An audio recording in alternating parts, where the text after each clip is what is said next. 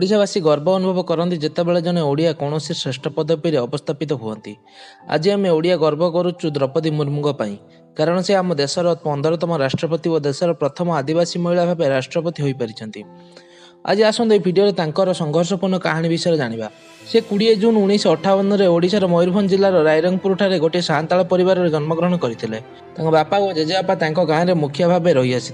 Primary पाठपढ़ा ग्राम बाड़ाईपसी शेष करने भुवनेश्वर स्थित यूनिटी 2 रे थिबा गोटे महिला विद्यालय नाम लिखाई कारण सेठारे आदिवासी गर्ल्स हॉस्टल थिला। सेठारे पढ़ा शेष करने से रमादेवी महाविद्यालय निजर सेकेंडरी पढ़ा शेष कले। सेठारे पढ़ा सरिया पर से गोटे सरकारी चाकरी करथिले। तापर से 1950 मसीह श्यामचरण मुर्मू को विवाह करथिले। तांको स्वामी बैंक रे चाकरी करथिले। बारंबार तांको स्वामी को देह असुस्थ हेबारु से तांको चाकरी छाड़ी तांको स्वामी को जत्न नैथिले। या भितर तांकर 3टी संतान मध्य होइतिला। तांको पिल्ला माने बड़ होई गला पर तांको घरे रहिबाकू भल लागिला नाही। से तांको स्वामी को ठारू परमिशन नै पाखरे थिबा गोटे अरविंद स्कूल रे शिक्षकता आरंभ कले। सेठारे से 3 वर्ष जाए बिना मूल्य रे शिक्षकता करथिले। तांको भाग्य रे अलगा किछि लेखा थिला। न होइतिले साधारण गोटे आदिवासी महिला ऋषि आज भारत भली गणतांत्रिक राष्ट्र रे प्रथम नागरिक बा राष्ट्रपति होई पारि नथांते। अरविंद पूर्णांग स्कूल शिक्षयित्री ठारू भारतर राष्ट्रपति हेबार रास्ता तांको पई एते सहज नथिला। भगवान तांको ठारू बहु बार अग्नि परीक्षा मध्य नैचंती।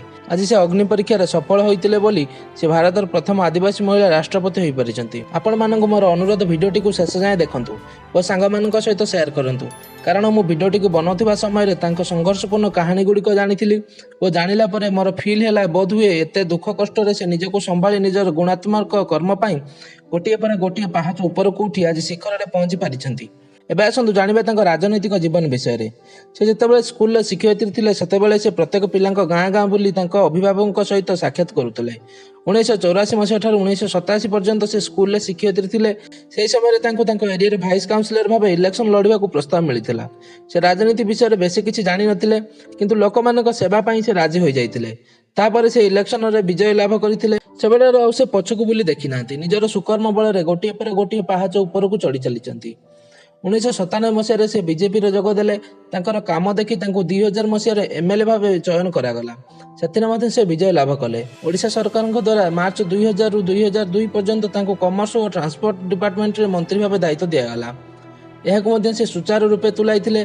2002 पर से फिशरी और पशु संपद डिपार्टमेंट रे मंत्री भावे दायित्व नै ताको मध्ये सुचारू रूपे तुलाइथिले। तांकर कार्यकाल समय तांको बेस्ट एमएलए भावे नीलकंठ अवार्ड मध्ये दिया जायतिला।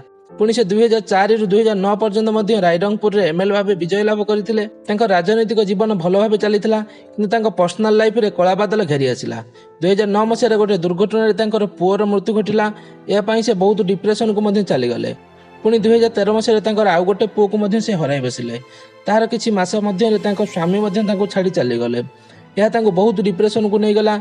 एतरु से बाहरिया पई ब्रह्मकुमारी संस्था रे जोग देले। यह तांको किछि मन को हलुका मध्ये कराइला। तापर पुणी से लोकमानक सेवारे लागि गले।